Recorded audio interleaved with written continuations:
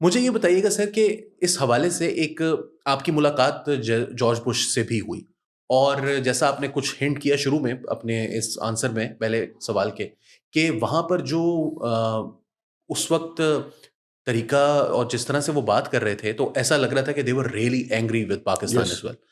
آپ کی کیا امپریشن تھا ان کے ساتھ دیکھیے ملاقات میں؟ بہت امپورٹنٹ بات آپ نے ریز کی ہے. یہ سوال جو ہے سب سے پہلے بات تھی کہ ہم صدر بش سے 18 ستمبر کو ملے، exactly 1 week after 9/11، exactly 1 week after 9/11.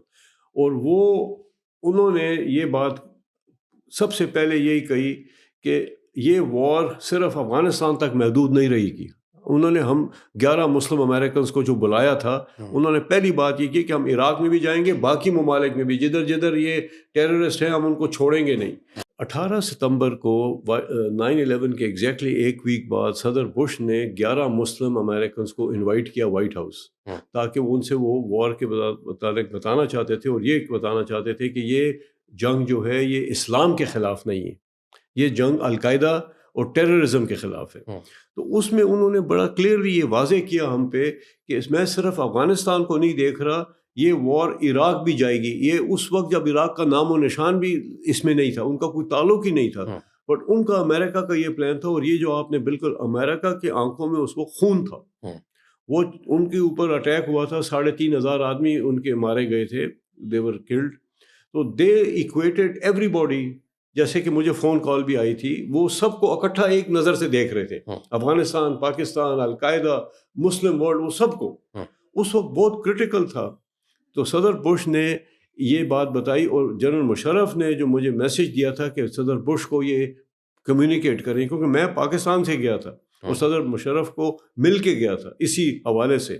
تو وہاں پہ پھر صدر بش کو میں نے یہ کہا کہ پریزیڈنٹ مشرف کا آپ کے لیے ایک پیغام ہے. تو انہوں نے ہاتھ پکڑ کے اس روزویل ٹریٹی روم میں وائٹ ہاؤس میں ہماری ملاقات ہوئی تھی سب کی. تو ادھر سے وہ اوول آفس کے بالکل ساتھ ہے. تو انہوں نے ہاتھ پکڑ کے مجھے ادھر اوول آفس کے دروازے میں لے گئے، اور پھر پوچھا کہ کیا بات. میں نے کہا صدر مشرف نے کہا ہے کہ ہم بہت غمزدہ ہیں، and he expressed his sympathies and condolences, and he's also said that in this war on terror we are with you. Right. تو اس پہ بڑا خوش بھی ہوا اور وہ ریلیو ہوا. ان کی بات سے پتہ لگا، انہوں نے کہا کہ وی نیڈ پاکستان ان دس. مطلب یہ کہ وار آن ٹیرر میں پاکستان کا ہمارے ساتھ ہونا بہت لازمی ہے، بہت ہمیں اس کی ضرورت ہے. تو آپ اندازہ لگا سکتے ہیں کہ اگر پاکستان یہ ڈیسیجن نہ کرتا تو پاکستان کے ساتھ کیا سلوک ہوتا، اور پاکستان کی خالی اکنامک کیٹاسٹرفی ختم نہ ہوتی، یہ ملک ٹوٹ جاتا. وہ ملک آپ کو مطلب اس طریقے سے جس طرح افغانستان میں ہوئے. اور یہی بعد میں ایک افغان پٹھان سردار ہیں کوکی خیل، وہ انہوں نے یہ صدر مشرف کو ایک جلسے میں لنڈی کوتل میں کہا تھا 2003 میں کہ آپ نے ہماری نسلوں کو بچایا ہے. جو ہم نے اپنی آنکھوں سے دیکھا ہے کہ تورا بورا میں کیا بمباری ہوئی اور کس طریقے سے وہ افغانستان نیست و نابود ہو گیا. وہی حال ہمارے ساتھ ہوتا اگر آپ یہ فیصلہ نہ کرتے. اسی طرح مسلم دنیا، کنگ عبداللہ، سب جو Turkey, even all of them actually praise general Musharraf کہ آپ نے ہم سب کو بچایا ہے یہ فیصلہ کر کے. نہیں تو ایک یہ لڑائی، یہ جنگ، یہ بہت اور نظر اختیار کر سکتی. درست. سر اب اٹیک ہو جاتا ہے افغانستان کے اوپر.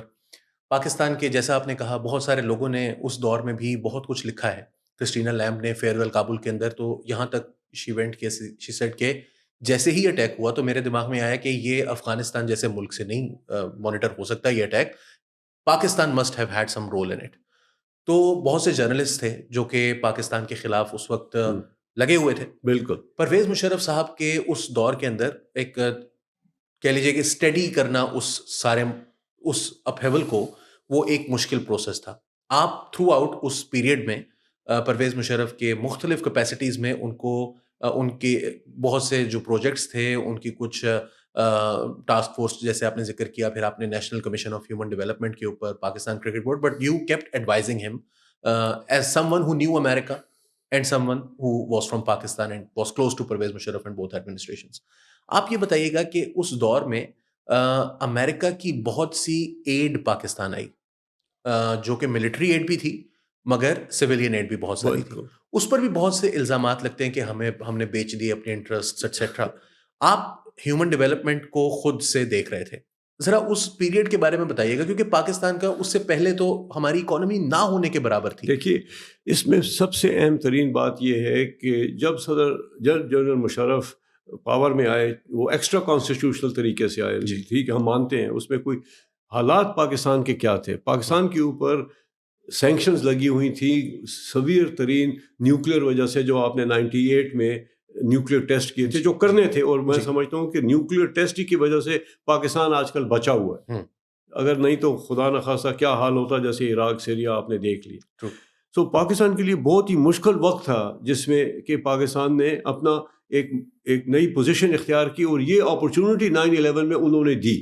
پہلے تو یو ایس نے جو اپنے پورے قرضے تھے, اپنے جو بائی لیٹرل قرضے تھے کوئی 1.5 بلین کے مطابق, وہ انہوں نے معاف کیے.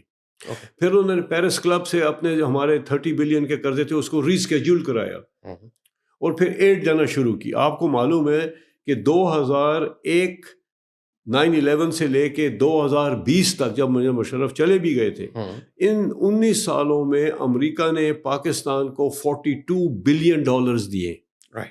اس میں سے 14 بلین کولیشن سپورٹ فنڈ سے جو ہمارا ایکچوئل خرچہ تھا, اور باقی اکنامک اور ملٹری ایڈ تھی. تو یہ کہنا کہ جی پاکستان نے بالکل کوڑی کے بیچ دیا, یہ میں سمجھتا ہوں کہ بالکل یعنی فیکٹس میں مبنی نہیں ہے. پاکستان کو نقصان بہت ہوا, وہ آپ کسی صورت میں اوائڈ نہیں کر سکتے تھے, چونکہ آپ کا نیبرہڈ ایسا تھا. افغانستان میں یہ وار ہوئی, آپ نے خود ذکر کیا ہے کہ سارے journalist, even British journalist others, وہ سمجھتے تھے کہ پاکستان اس میں ملوث ہے. پاکستان نے اپنے آپ کو بچایا پہلے سب سے, اس کا کریڈٹ مشرف کو جاتا ہے اور اس کی حکومت کو, کہ اتنے عرصے میں پاکستان کو انہوں نے اس لیول پہ کھڑا کیا کہ وہ آپ نے امریکہ نے major non NATO US ally ایلائی کا خطاب دیا اور سپورٹ دی. جی, اس زمانے میں پرویز مشرف صاحب کے اوپر, اور ڈائریکٹلی بش کی جانب سے نہیں لیکن پاکستان کے اوپر ڈبل گیم کے الزامات بھی لگے. اگر اس کو غور سے دیکھیں تو بعد میں ہم نے دیکھا کہ سینکچوریز تو پاکستان میں تھیں. انفیکٹ ہم نے بہت سارے آپریشنز کیے ہیں ان لوگوں کے خلاف, اور ان کا یہ الزام تھا کہ یہ پاکستان کی مدد کے بغیر یہ سینکچوریز یہاں پر قائم نہیں ہو سکتی. ملٹری کے کوئی نہ کوئی اس کے اندر رول موجود ہے. ایسے انٹرویوز موجود ہیں, لوگوں کے کتابوں کے حوالے موجود ہیں. آپ یہ بتائیے گا کہ یہ بات تو کلیئر ہے کہ یہ ان کی جو شکایت ہے وہ بڑی حد تک درست تھی, لیکن پاکستان کی بھی کچھ کنسیڈریشنز, بیکاز یہ پرویز مشرف صاحب کو کوئی دشمنی تو نہیں تھی امریکہ سے. اس کے بعد کیانی صاحب جو کہ بالکل پرویز مشرف کے اپوزٹ تھے, انہوں نے بھی جو پیپرز لکھے ہیں اپنے, ان کے اندر انہوں نے امریکنز کو یہ سمجھانے کی کوشش کی ہے کہ ہمارے یہاں پر کچھ مسائل ہیں جس کی وجہ سے ہمیں یہ کرنا پڑتا ہے. اور ساتھ یہ بھی کہا ہے کہ افغانستان میں کوئی سولوشن پاسبل نہیں ہے ملیٹریلی. اور اس میں تھوڑا سا مجھے بتائیے گا کہ پاکستان کی وہ کیا کنسیڈریشن تھی, because you were very closely looking at everything. آپ یہ بتائیے گا کہ پرویز مشرف صاحب سے اور مختلف لوگوں سے جو آپ نے سنا, کہ وہ کیا ان کی وجوہات تھیں کہ انہیں لگا کہ امریکہ تو چلا جائے گا تو ہم کیا کریں. امریکہ کی یہ ٹرسٹ ڈیفیسٹ والی بات جو ہے نا, یہ ہمیشہ سے رہی ہے, دونوں طرف سے رہی ہے. اور اس میں بدقسمتی سے وہ یہ کہتے تھے کہ جی آپ افغانستان کے جو مجاہدین ہیں, جو طالبان پھر سے اٹھے 2003-2004 میں, ملا عمر زندہ تھے, وہ کہتے ہیں کہ آپ ان کو یہاں پہ پناہ دیتے تھے, اس کی وجہ سے وہ آ کے ہم پہ اٹیک کرتے تھے اور وہ کامیاب ہوئے. دیکھیے یہ میں سمجھتا ہوں کہ بہت ایگزیجریشن ہے.